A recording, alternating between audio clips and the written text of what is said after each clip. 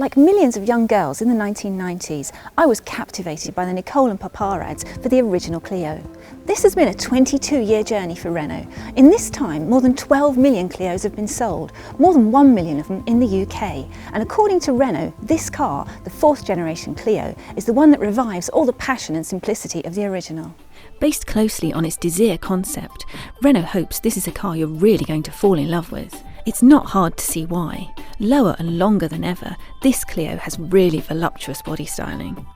At the front there's a bold new grille and a bigger than ever badge, and these combined give it a rather masculine look for a Super Mini.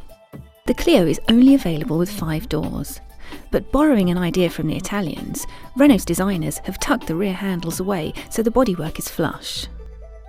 There's plenty to talk about under the bonnet too, not least Renault's first 3-cylinder engine. The Eco version of the 0.9 dispatches the 0 to 60 sprint in 11.8 seconds. Its standard stop-start engine system and other eco measures help it achieve CO2 emissions of 99 grams per kilometre. It also has a claimed MPG of 65.7. At which we found that the MPG and CO2 figures for quite a few eco cars don't always stack up in the real world, so we'll be putting the new Clio to the test in our lab to find out the truth. If you want better eco credentials, Renault's second new engine may be worth considering. It's a 90 brake horsepower 1.5 diesel that claims to achieve 83 grams per kilometre of CO2 and 88.3 mpg. Both engines also have an eco button. Press this and you should be able to improve mpg by 10 to 15%.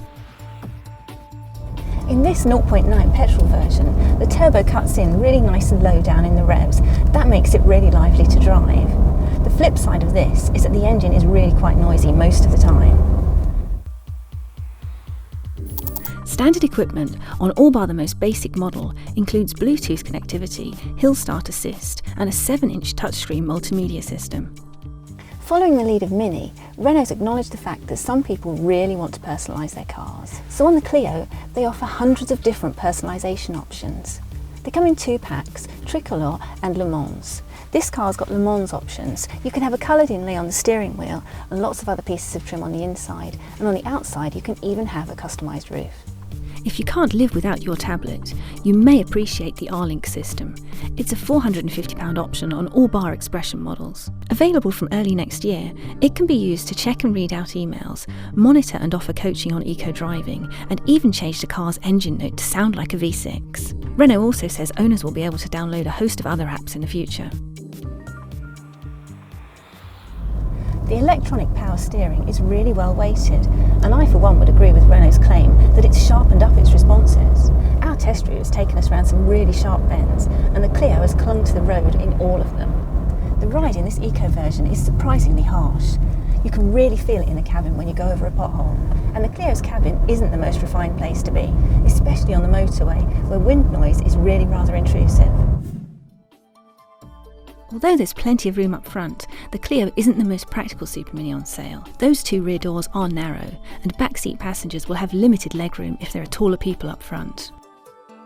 On paper, boot space sounds great at 300 litres, but there is a high load lip to negotiate, and the Clio's shapely rear end might make it difficult to get longer items like pushchairs in and out.